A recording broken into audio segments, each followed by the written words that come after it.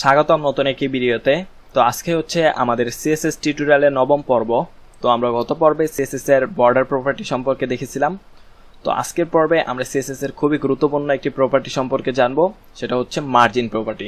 তো তাহলে চলুন শুরু করা যাক।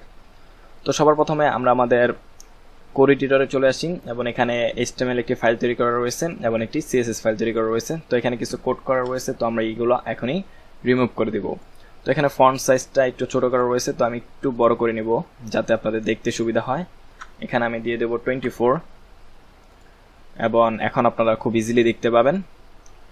তো এখানে সবার প্রথমে আমরা একটি ট্যাগ নিব, সেটা হচ্ছে ডিপ ট্যাগ। তো ডিপ ট্যাগের মধ্যে আমরা একটি প্যারাগ্রাফ ট্যাগ নিব এবং প্যারাগ্রাফ ট্যাগে আমি 5টি ওয়ার্ড নিব। তো এটার আউটপুট দেখার জন্য অবশ্যই আমাদেরকে HTML ফাইলটাকে একটি ব্রাউজার দিয়ে ওপেন করে নিতে হবে।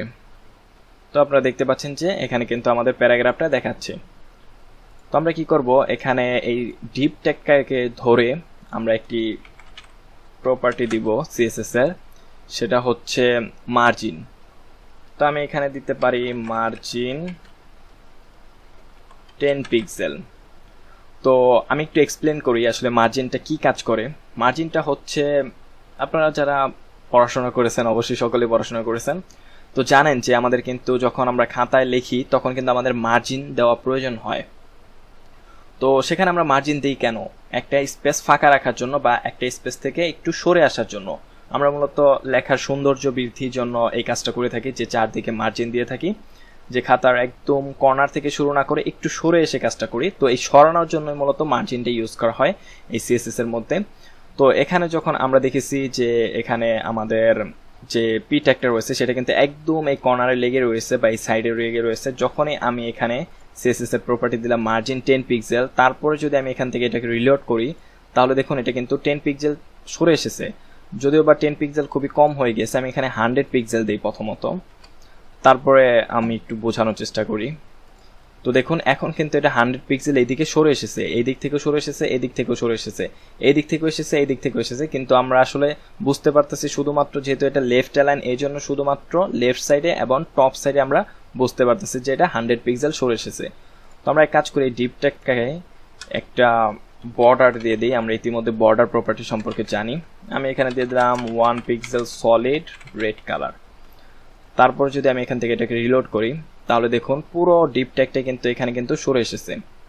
তো আমরা যদি চাই যে আমাদের এই ডিপ ট্যাগের এইখান থেকে আমাদের এই প্যারাগ্রাফ ট্যাগটাকেও একটু সরিয়ে আনবো লেফট সাইড থেকে, তাহলে সেটাও আমরা করতে পারবো। তাহলে আমরা জাস্ট এখান থেকে আবার আমরা এই প্যারাগ্রাফ ট্যাগটাকে ধরবো, তারপর এখানে আমরা চাইলে মার্জিন ইউজ করতে পারি। এখানে আমি খুবই কম মার্জিন ইউজ করব, সেটা হচ্ছে 20 পিক্সেল। তো যখনই আমি এখান থেকে রিলোড করব দেখুন এটা কিন্তু 20 পিক্সেল চারদিক থেকে সরে গেল। এই দিক থেকে 20 পিক্সেল সরেছে, এই দিক থেকে, এই দিক থেকে এবং এই দিক থেকে।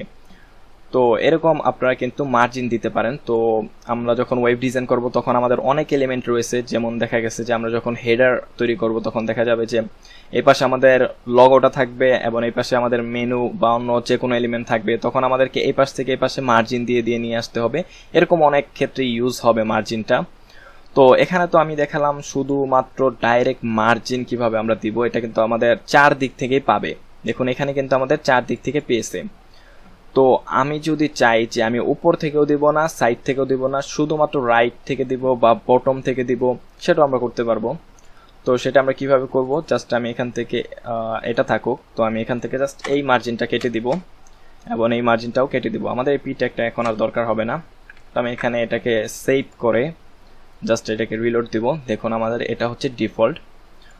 তো এখন আমি চাচ্ছি যে লেফট সাইড থেকে আমরা মার্জিন দিব। তো জাস্ট আমরা এখানে মার্জিন তারপরে একটি হাইফেন দিয়ে এখানে লেফট দিয়ে আমি যদি 100 পিক্সেল লিখে দেই, তারপর সেভ করে এখান থেকে যদি রিলোড দেই তাহলে দেখব যে আমাদের শুধুমাত্র লেফট সাইডে মার্জিনটা পেয়ে গিয়েছে। এবং আমরা যদি লেফটে না দিতে যে এটা যদি টপে চাই সেটাও কিন্তু আমরা করতে পারতাম। এই দেখুন এখন কিন্তু টপ সাইড থেকে এটা কিন্তু মার্জিনটা পেয়ে গেছে এবং টপ সাইড থেকে নিচের দিকে সরে এসেছে পুরো ডিপটা। তো পুরো ডিপটা হচ্ছে এটা একদম প্যারাগ্রাফ, যেহেতু এই ডিপের ভিতরে, তো এই জন্য প্যারাগ্রাফটাও কিন্তু আমাদের সরে আসবে একই সাথে। তো আমরা এটাকে লেফট রাইট আমরা রাইট দিতে পারি এখানে। তো রাইট দিয়ে রিলোড দিলে রাইট থেকে সরে আসবে।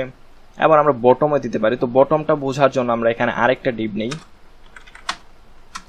এবং এই ডিপের আরেকটি প্যারাগ্রাফ নিয়ে নিই বোঝার জন্য, এবং এটাকে আমি একটা ক্লাস দিয়ে দিই, নাহলে দুইটা যেহেতু ডিপ তো আমরা কাজ করতে পারবো না। তো আমি এখানে দিয়ে দিলাম ডিপ 2। তারপরে আমি এখানে ক্লাস হিসেবে ধরবো। তো আপনারা জানেন যে কিভাবে ক্লাস দিয়ে ধরতে হয়, আমাদেরকে অবশ্যই এখানে ডট দিয়ে ধরতে হবে।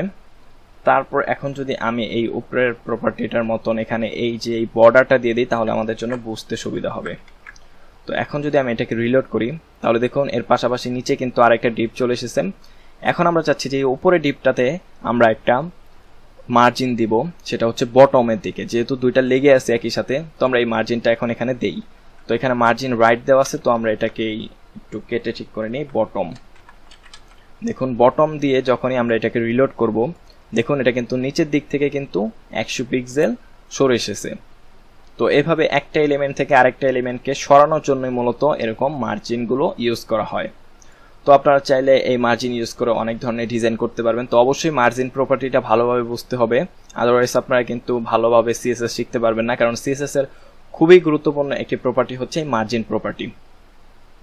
তো এখানে আরো একটা বিষয় রয়েছে, তো আমি এখান থেকে এই ডিপটাকে সরিয়ে নিই, তারপর এখান থেকে আমি এটাকে সরিয়ে নিই।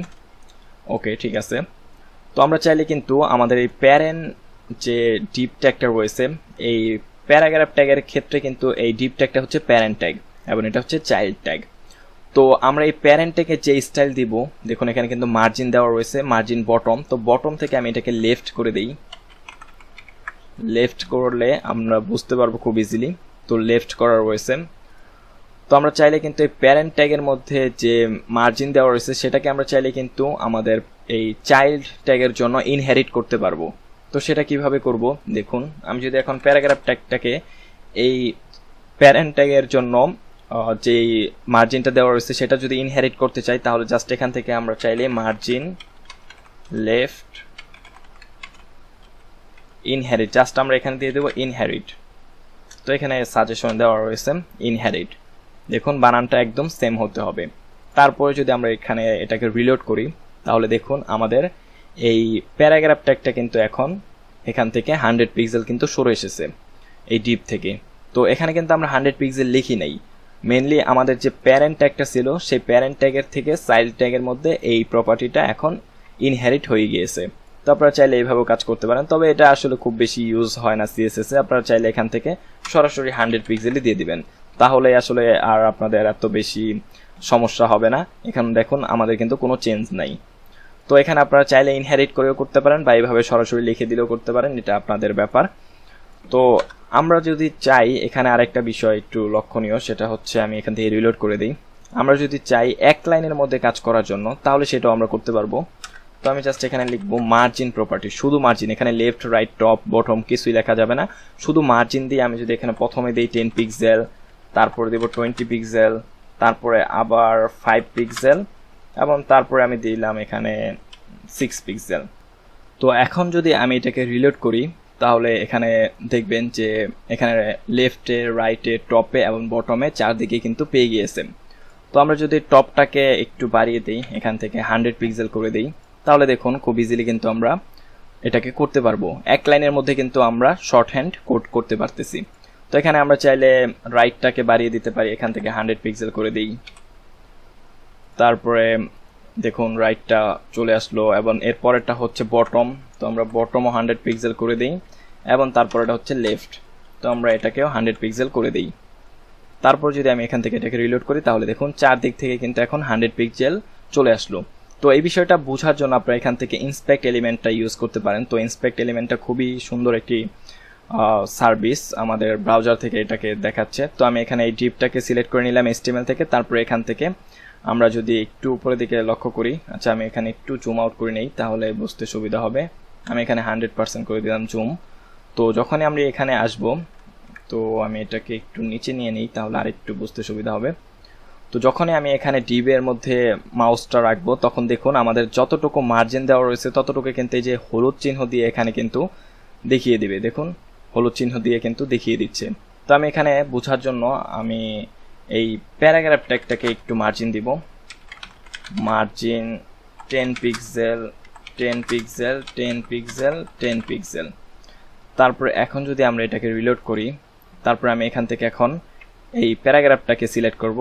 তারপরে দেখুন প্যারাগ্রাফটাকে যখনই সিলেক্ট করতেছি তখনই দেখুন এই মার্জিন করা অংশটুকু কিন্তু এখান থেকে কিন্তু হলুদ চিহ্ন দিয়ে আমাদেরকে দেখিয়ে দিচ্ছে। তো আমরা যদি এখান থেকে একটু বাড়িয়ে দিই, টপটা একটু বাড়িয়ে দিই, এই দিক থেকে দেখুন টপটা কিন্তু বাড়তেছে, এবং যখনই আমি এখানে মাউসটা হোভার করব দেখুন এটা কিন্তু যে অংশটুকু মার্জিন করা রয়েছে এখানে কিন্তু হলুদ চিহ্ন দ্বারা বুঝিয়ে দিচ্ছে। তো আপনাদের মার্জিন প্রপার্টিটা পেয়েছে কিনা সাকসেসফুলি ভাবে সেটা কিন্তু আপনারা এখান থেকে চেক করতে পারেন, এবং এখান থেকে খুব সুন্দরভাবে আপনারা আপনাদের ডিজাইনটি একদম পিক্সেল পারফেক্টলি করতে পারবেন। এবং এখান থেকে যে ভ্যালুটা দিবেন, যেমন আমি এখানে 65 পিক্সেল দিয়েছি, তো এটা চাইলে আমি এখন এখানে ইউজ করে দিতে পারি, তাহলে এটা পার্মানেন্ট হয়ে যাবে 65 পিক্সেল। যখন আমি দিব এখন আর রিলোড করলেও এটা যাবে না, আর যদি আপনি শুধু এখান থেকে চেঞ্জ করে রিলোড করেন তাহলে কিন্তু এটা চলে যাবে। তো এই কাজটা আপনারা করতে পারবেন। তো এখানে যথারীতি আরেকটি কাজ করা যায়, আমি যদি এখান থেকে শুধুমাত্র একটা প্রপার্টি ইউজ করি 100 পিক্সেল, তাহলে এটা চারদিকে পেয়ে যাবে। দেখুন 100 পিক্সেল চারদিকে পেয়ে গিয়েছে। দুইটা প্রপার্টি ইউজ করলে এটা আসলে উপরে নিচে পাবে এবং ডানে বামে পাবে। দেখুন উপরে নিচে 100 পিক্সেল পেয়েছে, কিন্তু ডানে বামে পেয়েছে 20 পিক্সেল, আমি যে এখানে 20 পিক্সেল দিয়েছি সেটা। তো এভাবে কিন্তু আপনারা চাইলে কাজ করতে পারেন, এবং এক লাইনের মাধ্যমেও কিন্তু আপনারা পুরো সব ধরনের মার্জিন করতে পারবেন। শুধু শুধু মার্জিন লেফট রাইট টপ এগুলো লিখে কোড বাড়ানোর কোনো দরকার নেই। তো এই ছিল মূলত আমাদের মার্জিন প্রপার্টি।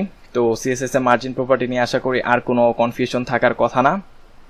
তো আশা করি ভিডিওটি ভালো লেগেছে, যদি ভালো লাগে তাহলে অবশ্যই একটি লাইক দিবেন, এবং এই বিষয়ে কোনো মন্তব্য থাকলে তা অবশ্যই কমেন্টে জানানোর চেষ্টা করবেন। ধন্যবাদ সকলকে পুরো ভিডিওটি দেখার জন্য।